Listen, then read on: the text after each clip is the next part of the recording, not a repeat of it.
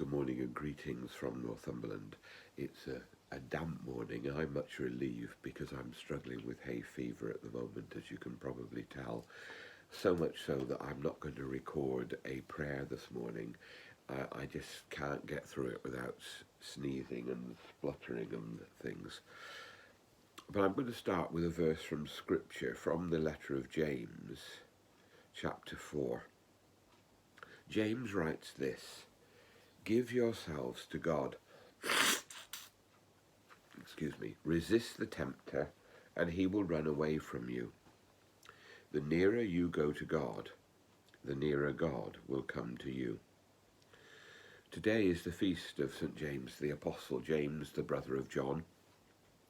James, the one who was there at the Transfiguration, James who was at the centre of Jesus' ministry to the disciples and the apostles. And James, whose death was recorded in the Acts of the Apostles as being killed by King Herod. He also is the patron saint of Spain, and the great pilgrimage route to Compostela is in his honour. But above all, he was a faithful follower of Jesus, whose life was transformed by the love and the presence of Jesus in his life. And it's him we honour today, and set before us the apostolic path of following Jesus.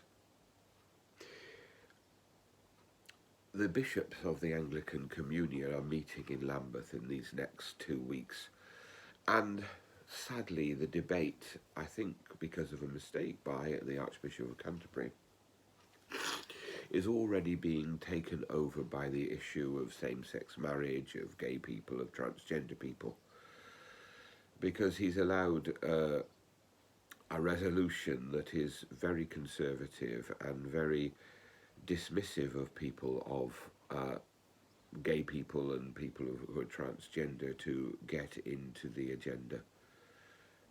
It's deeply troubling. But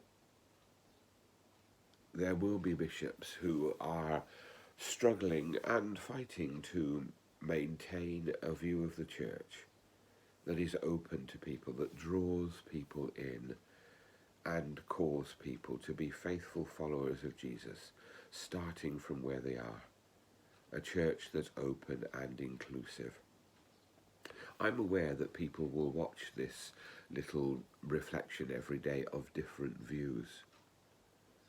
But if a church, particularly a church in this country, says that such a sizable part of the population are not within the mercy of God and not within the love of God, then we do a terrible disservice to our vocation to be the people of God in this nation. What we should instead be saying is challenging people, whatever their sexual orientation, whatever their gender, to live faithful lives of love and service, following the pattern of Christ, who said nothing about all these things, and seeking to love one another and call each other into God's love. I'm going to conclude with the Lord's Prayer, sung by from the Taizé community, and it's a version using an Orthodox theme and an Orthodox chant. And I hope that, as we were reminded yesterday in the Gospel, that this Lord's Prayer will speak to us. It runs for a few minutes. If you haven't got time to listen to it now, you could come back later. But I'll get out of the picture so as not to put you off.